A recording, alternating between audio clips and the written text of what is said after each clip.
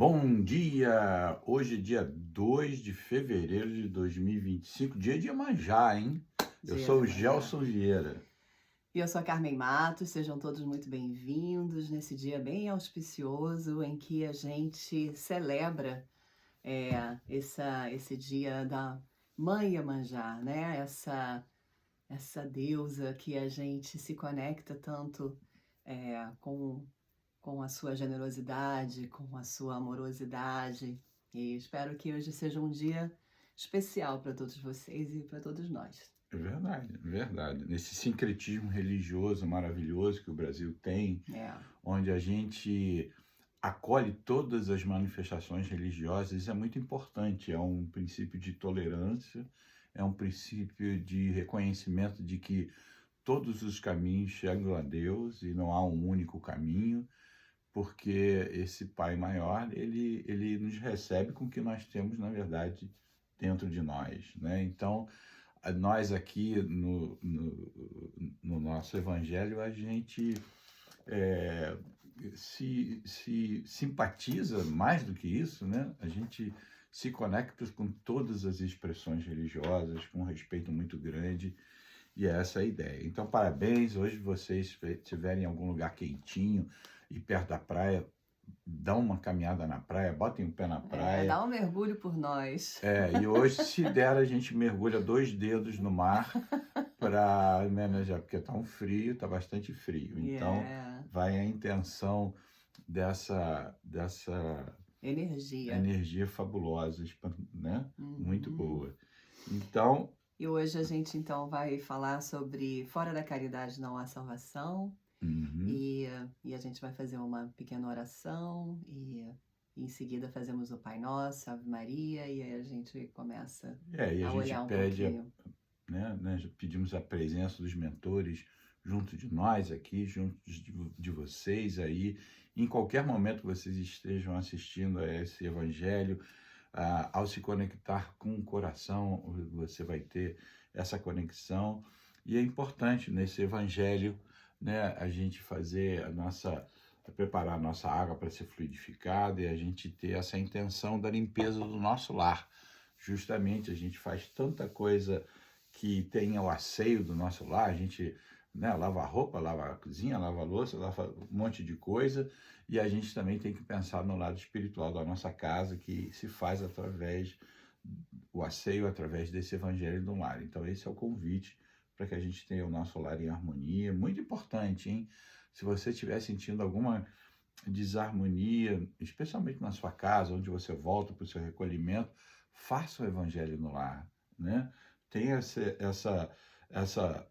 esse hábito de uma vez na semana, pelo menos, num horário fixo, para que a espiritualidade, que também se organiza, também tem horários, também tem prioridades, que ela se organize para que chegue à nossa casa para fazer essa limpeza, e que é muito importante, É verdade. não é?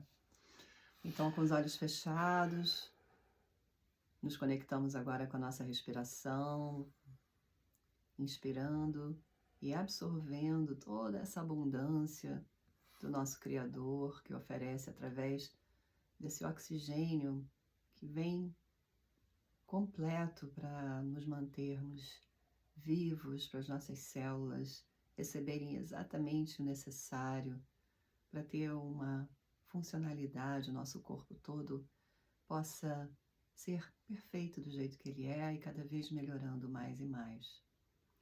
Agradecemos a presença dos nossos mentores, agradecemos a oportunidade, ao nosso querido Jesus, Mestre, para podermos acessar as suas palavras e aplicar essas palavras no nosso dia a dia, com muita sabedoria, com muito aprendizado e com muito crescimento.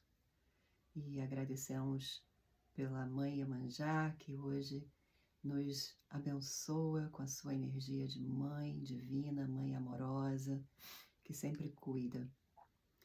Então, com os olhos fechados, passamos agora para nosso Pai Nosso e a nossa Ave Maria. Respira fundo. Pai nosso, Que que estais estás no no céu, céu, santificado santificado seja seja o o vosso vosso nome. nome. Venha a Venha a nós nós o o vosso vosso reino. reino. Seja feita a vossa vontade, assim na terra como no céu.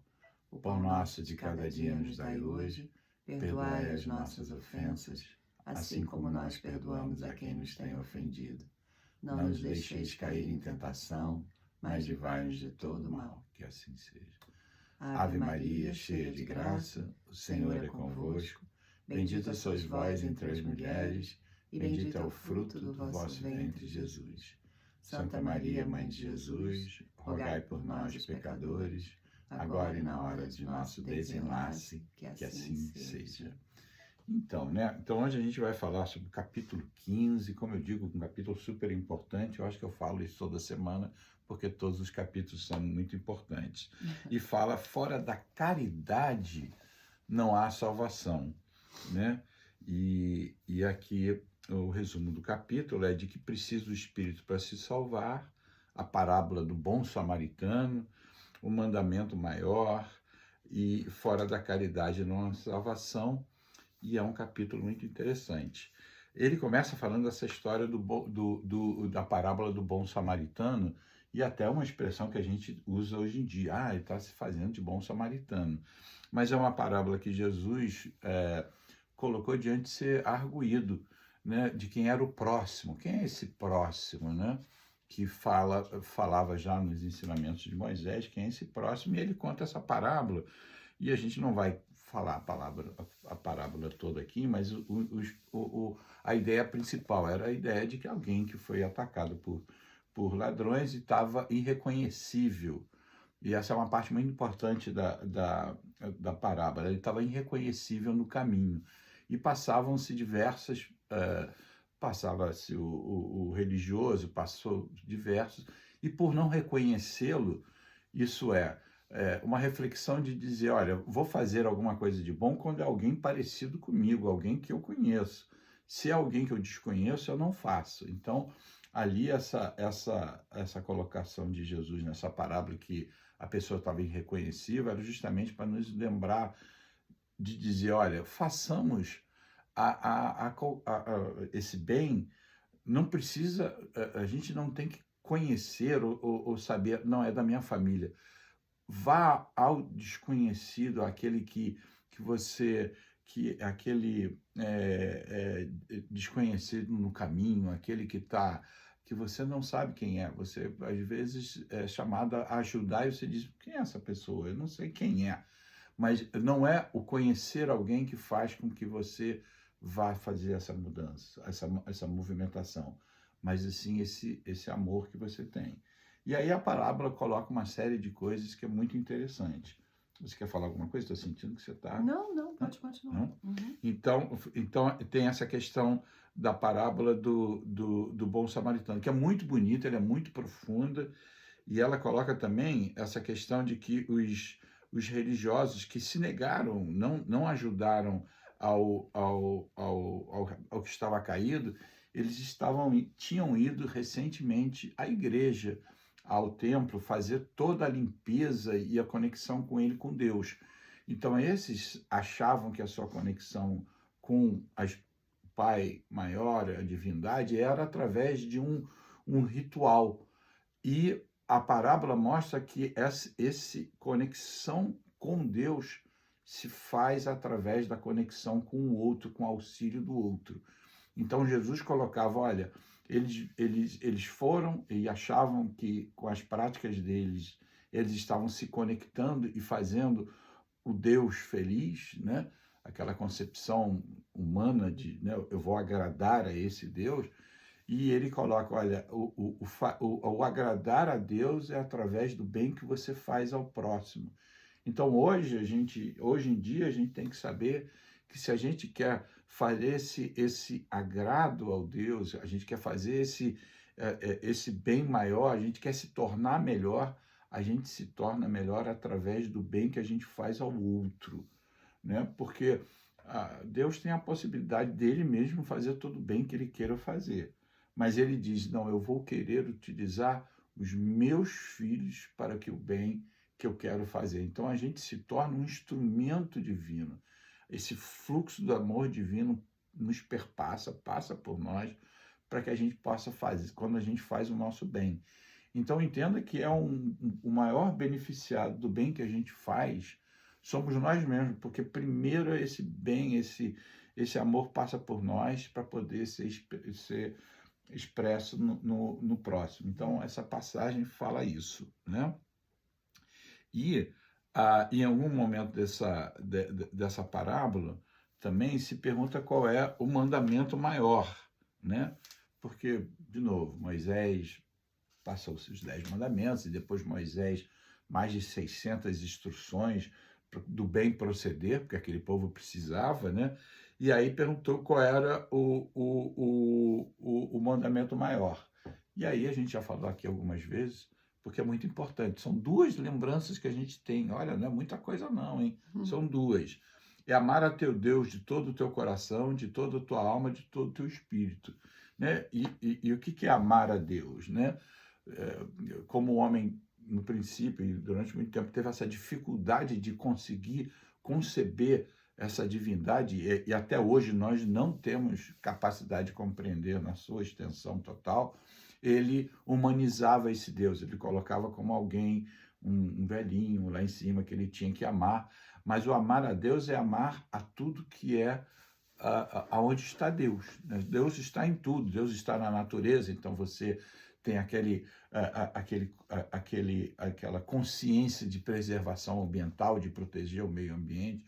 Deus está em todos os animais, então você tem aquele sentimento de auxílio e de preservação dos animais, de respeito a todos eles, não só dos nossos animais domésticos, que é tão fácil amar, né? Amar um cachorrinho, amar um gatinho é muito fácil, mas a gente tem a consciência de que a gente não deve causar sofrimento a qualquer tipo de animal. Né? Então, cada vez mais se fala dessa consciência de alimentação que não tenha envolvido com algum tipo de crueldade. Então, já se fala em produzir alimentos em que você minimize totalmente o sofrimento de animais. Então, muita gente que se propõe vegano, se propõe, né, eles fazem muitas vezes isso por um sentimento de compreender que o animal está passando por determinados sofrimentos que ele já busca evitar com a escolha que eles fazem dos alimentos. Então, isso tudo é amar a Deus. Você preserva a sua água porque você sabe que a natureza, você precisa ter essa parcimônia com a natureza. Você faz uma oração por alguém em necessidade porque você é parte desse amor de Deus. E o amor ao próximo é esse amor que você vai... Primeiro, como a gente tem uma infância espiritual, a gente só ama quem faz bem a gente, né? Depois a gente ama um pouquinho e a gente vai aumentando. E a ideia é que esse amor ao próximo se expanda de tal forma que de você sai amor para todos. Especialmente naquele capítulo que diz: amai o vosso inimigo, porque o teu inimigo, ele não é inimigo à toa, ele é inimigo porque a gente deu umas erradinhas lá no passado espiritual nosso e a gente não se lembra, por amor do Criador. E aí a gente, amando ao inimigo, a gente quebra ciclos de violência, a gente quebra ciclos de incompreensão e a gente faz esse... E a gente está num processo de consciência e reforma íntima constante, né? É uma coisa, é um convite e é uma oportunidade que a gente tem diariamente. E tem uma parte aqui também no Evangelho que fala um pouco dessa coisa da institucionalização, não é? Do estar anexado a uma religião, a uma igreja, para manifestar, entre aspas, esse amor a Deus, né? A caridade linda, né? Que muitas comunidades, né, religiosas se propõem a fazer lindamente, é maravilhoso. Mas o convite é sempre esse, né? Pensar o porquê que você está fazendo isso, né? O porquê que você se envolve numa campanha de ajudar o outro, de resgatar, né, nossos irmãos que estão em dificuldades, e dar continuidade nisso na sua vida, não só naquele lugar, né? É como se a gente dividisse, né? Fizesse compartimentos na nossa vida. Então, o momento de o momento de fazer a minha caridade, de fazer a minha conexão com a caridade é quando eu estou ali naquela instituição, naquela igreja, né? Naquela maravilhosa, maravilhoso lugar em que a gente se sente pertencente. E aí você sai dali e aí você continua tendo os seus desafios, continua tendo os seus convites, né? De como aplicar tudo isso que você faz na sua vida. Muitas vezes a gente negligencia oportunidades que podemos estar trabalhando com a nossa caridade, com o nosso, né, com o nosso amor pelo outro. Com certeza. E eu coloco sempre assim, se a gente acha que não tem condições de fazer alguma coisa, porque materialmente estamos com limitações, nós sempre podemos orar por alguém, por uma situação que alguém esteja vivendo. Então, e aqui e no Brasil, aqui às vezes a gente encontra na rua, mais no Brasil, menos aqui, pessoas em situações de rua, dependendo de onde a gente for aqui. Porque se a gente for no centro da cidade aqui, a gente fica espantado. Então, às vezes a gente encontra alguém em necessidade, em qualquer, seja material na rua, seja quando a gente fala no telefone com alguém, ou quando a gente sabe de alguma história, vamos mandar uma oração e um amor para essa pessoa. Vamos mandar o que a gente tem de melhor, porque essa pessoa, essa situação, ela recebe de alguma forma. Então é muito importante a gente saber que a gente sempre pode fazer isso, né? A gente sabe de uma notícia que em tal lugar, lá longe, está passando por essa situação, e recentemente a gente, aqui na Califórnia, em Los Angeles, nós temos ainda a situação do incêndio que está terminando, mas agora vai deixar a consequência das pessoas passarem por desafios muito grandes nas vidas, né? Então, quando a gente entender que alguma situação chega até nós, mandemos uma oração, façamos essa caridade de mandar esse pensamento positivo em todos os aspectos. Se a gente tem que ter o hábito de não ser aquele que passa adiante notícias ruins, que a gente critica sem conhecer exatamente a situação de que acontece. Então a gente não sabe a situação de que cada um vive para poder ter uma opinião e julgar aquilo. Então, o mais certo de tudo é, diante de qualquer situação, use da caridade para mandar uma oração em proveito daquela pessoa, sem julgamento, sem tentar achar que sabe da vida do outro, mas ela fez isso por causa disso, aquela pessoa. E a gente, hoje em dia, está diversas vezes, diante de situações, de relatos de pessoas, seres humanos, em que a gente é convidado a passar aquela notícia adiante, ou é convidado a dar uma crítica, você sabe. Então, você não sabe, com certeza, em toda a sua extensão. Então, mande uma vibração de amor, faça uma oração para essa pessoa. Não é verdade? Tem uma parte aqui que você tem mais alguma coisa para falar? Não, pode falar. As instruções dos espíritos. Eu acho legal dar uma lidinha nessa parte. O que você acha? Claro, vai. Fora da caridade não há salvação. Meus filhos, na máxima, fora da caridade não há salvação, estão encerrados os destinos dos homens, na terra e no céu. Na terra, porque à sombra desses estandartes, eles viverão em paz. No céu, porque os que houveram praticado acharão graças diante do Senhor. Essa divisa é o facho celeste, a luminosa coluna que guia o homem no deserto da vida, encaminhando-o para a terra da promissão. Ela brilha no céu como auréola santa, na fronte dos eleitos.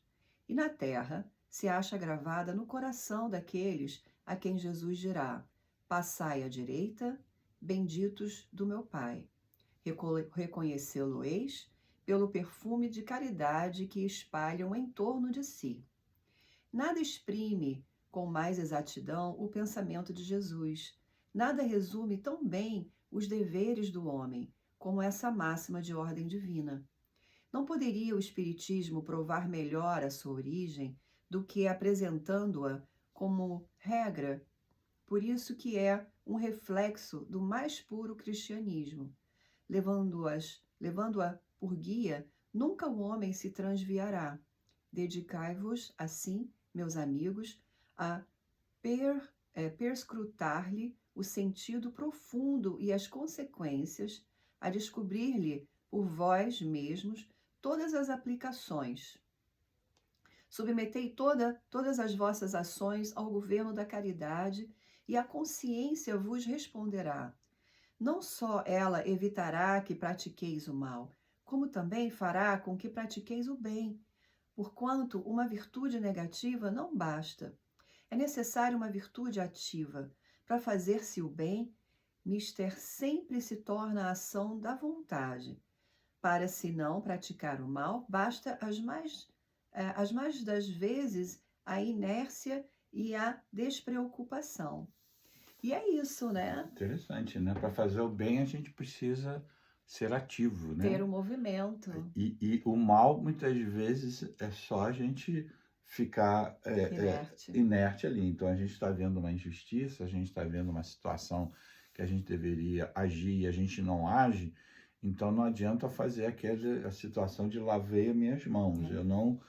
Se você... Por isso a gente cria consciência para a gente, diante das situações que a gente está olhando, a gente dizer, isso aqui está certo, está errado, e avaliar se deve se manifestar naquele momento para evitar que aquele mal se perpetue, tome continuidade.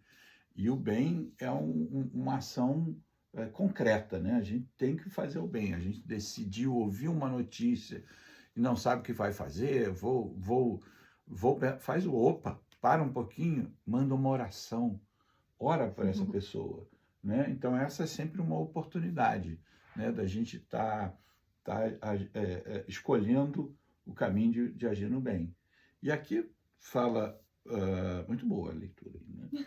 E aqui fala, Jesus, portanto, faz da caridade como uma condição extremamente importante para essa salvação. E a salvação, um grande amigo meu diz, o entendimento de salvação é essa iluminação, né? Porque a gente não está se salvando, né? Você imagina que estou numa situação que não teria, seria o fim e alguém me salva. Não, você se ilumina, você entra num patamar maior de compreensão. Então ele fala, já que coloca a caridade em primeiro lugar, né? E a caridade abrange todas as outras virtudes, né? A caridade, ela abrange a humildade, abrange a brandura, a benevolência, a indulgência, a justiça. Então, a gente tem que entender que a caridade, ela não é restrita a essa ação de dar uma ajuda material e simplesmente a alguém. Ela envolve uma série de coisas. Ela envolve a humildade de você saber que você não sabe tudo e você está aberto a todos os conhecimentos. O que aparece para você, você já não se sente dono e conhecedor de tudo. Você, na sua humildade, você se coloca no verdadeiro lugar que você está. E isso faz parte da caridade também. A benevolência é também uma parte integrante da caridade. É você perceber que o outro, como você mesmo, ainda está sujeito a erros. Então, se alguém faz alguma coisa e faz em erro, você tem toda uma maneira caridosa de lidar com essa situação. Você vai compreender que a pessoa está num estágio em que ela ainda não compreendeu totalmente aquela situação. E Jesus, no momento em que ele estava sendo crucificado, ele praticou a caridade. Ele falou, Pai, perdoa porque eles não sabem o que eles fazem.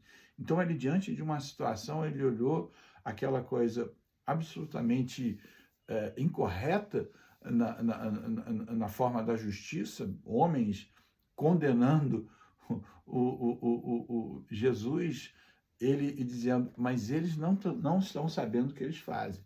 Obviamente teriam responsabilidades a ter, a aprender diante daquela situação que eles agiram no mal, mas Jesus fez a parte dele da caridade.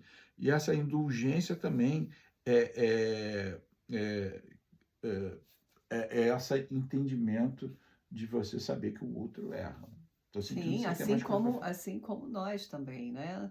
Isso é muito sutil tudo isso, né? Então a gente fica pensando, é, onde está a genuidade, né? A genuidade, não. Genuína. É, a ação genuína, né? Aquela que vem de dentro, sem essa preocupação, eu tenho que fazer algo porque eu estou sendo, né, observada por esse Deus que julga, Onipotente, onipresente. que condena, que está me avaliando e que eu vou, né, eu preciso fazer algo porque eu tenho que evitar uma consequência. Não é, né? Na É. verdade, é isso, essa iluminação que a gente está falando, é essa consciência de que nós somos todos um, não é?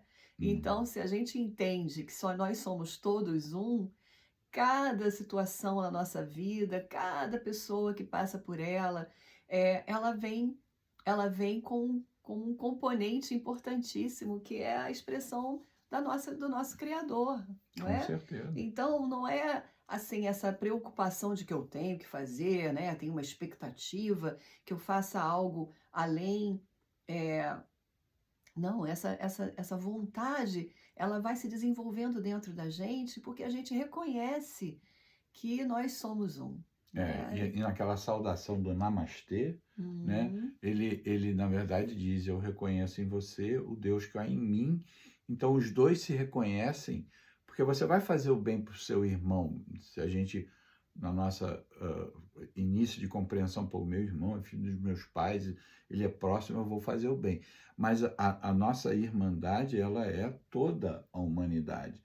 Então, nesse nosso trabalho de olhar o próximo e dizer assim, eu vou fazer o bem pelo bem. Eu vou fazer porque se eu me colocar no lugar do outro, eu vou saber que eu tive momentos em que eu errei, eu tive momentos em que eu precisei de suporte, momentos que eu precisei dessa caridade, dessa compreensão é. maior do E às próximo. vezes fica desafiador, não é? Assim, né, nós estamos lidando com pessoas como nós, com qualidades e defeitos como nós. Muitas vezes a gente lida com pessoas que desafiam, né, nossa habilidade de lidar com a situação de forma harmônica, não é? Mas como que qual é a parte da caridade que a gente pode entrar nessa equação, não é? Onde você tem uma pessoa que talvez seja agressiva da forma como fala, uma pessoa que não me parece ter nenhuma humildade, uma pessoa que invade o seu espaço, e você tem dois recursos, né? Ou você foge dessa pessoa e não quer lidar com ela, ou você reconhece que essa pessoa, ela né, tem história, né, tem uma história, provavelmente na vida dela, que passou por muitas dificuldades, e o que que a gente pode fazer por essa pessoa? Talvez a gente não faça diretamente, mas como você fala, né, a gente reconhece que ela uma representação, né, do nosso Criador, do nosso Deus, e se a gente não pode consertar, porque quem somos nós para consertar alguém, a gente pode enviar amor, envolver essa pessoa numa É, luz né, e criar uma intenção de que ela consiga encontrar um caminho em que ela se tenha mais paz com ela mesma, é né? verdade. E, enfim. Então, Então, é tipos de caridade que a gente pode fazer, né? Que não precisa ser um grande gesto, mas pequenos gestos diários, com certeza. não é? É o ouvir o outro, é poder ter presença, estar presente com o outro. É uma caridade muito importante, né? Muitas vezes a gente está ali com o outro, mas já tá pensando na próxima coisa que vai fazer, não está prestando atenção na linguagem do outro. Então, às vezes, alguém tá querendo demonstrar uma fragilidade, mas não demonstra porque vê que você não está presente ali, você está ali apenas em corpo, mas não em presença plena, né? Então, sejamos presentes plenos Sejamos genuínos nas nossas na presença com o relações. filho, na presença com os pais, sejamos plenos na presença com os amigos. A gente vê tanto assim pessoas que estão reunidas, almoçando, né, e elas estão fora dali, elas estão olhando ali sem condenação, às vezes a pessoa está fazendo uma coisa que é importante, mas a gente tem que ter esse cuidado. Hoje em dia tem muita distração disponíveis para a gente, literalmente ao alcance da nossa mão. E a gente está esquecendo o outro que está com a gente, o outro que está não só fisicamente com nós, mas que está nessa caminhada conosco. Então, é um amigo, é um parente, é alguém que a gente não fala há muito tempo, não nos conectamos há muito tempo. Façamos isso hoje. Talvez faça um exercício mental de descobrir uma pessoa na sua vida que ela é importante, seja pelo lado bom, ou seja, talvez pelo lado que desafiou, né? Se você fizer essa chamada para alguém que te trouxe todo bem, ótimo, parabéns. Agora, se você fizer essa ligação para essa pessoa que foi desafiadora e diz, olha, eu queria te dar um bom dia, né? Você talvez surpreenda essa pessoa por um gesto de compreensão do outro, talvez mude né, o significativo. Então, faça esse movimento. O lindo desse trabalho, né, não trabalho, esse estudo que a gente faz semanalmente, é que a gente vai, né, é, fazendo o ciclo do Evangelho, né? Então, a gente começa do capítulo 1, vai até o final e depois a gente começa de novo. E aí, cada vez que a gente revê, cada vez que a gente lê o Evangelho, cada vez que a gente se conecta com esse aprendizado, é uma lembrança, né? É como se a gente estivesse relembrando, né? Às vezes a gente vai vivendo a vida, né? O Evangelho é importante por isso, né? Porque traz de volta a lembrança que a gente já sabe, a gente já estudou, mas é uma lembrança. Está realmente aplicando? Está fazendo realmente o seu melhor no seu É, dia a dia? e tem uma passagem que eu vi recentemente, até estudando para esse capítulo, que era uma mensagem que André Luiz, no Nosso Lar, eles, diante de um grupo de orientadores espirituais, eles iam receber a visita de um espírito de muita ordem iluminada. Ele vinha através de esferas superiores fazer uma apresentação para eles. E ficaram surpresos, não ficaram surpresos, né? O André Luiz ficou surpreso, né?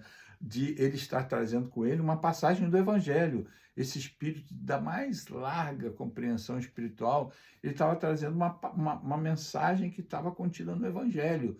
Lembrando que o Evangelho, você, à medida que você vai se melhorando você vai tendo uma compreensão mais profunda do Evangelho. Então, por isso que a gente adota o Evangelho como acabou, volta de novo, porque a gente volta ali com uma nova compreensão, a gente volta diferente. Então, o convite de hoje, nesse dia de Iemanjá, é você buscar essa caridade mais profunda, alguém próximo a você, né?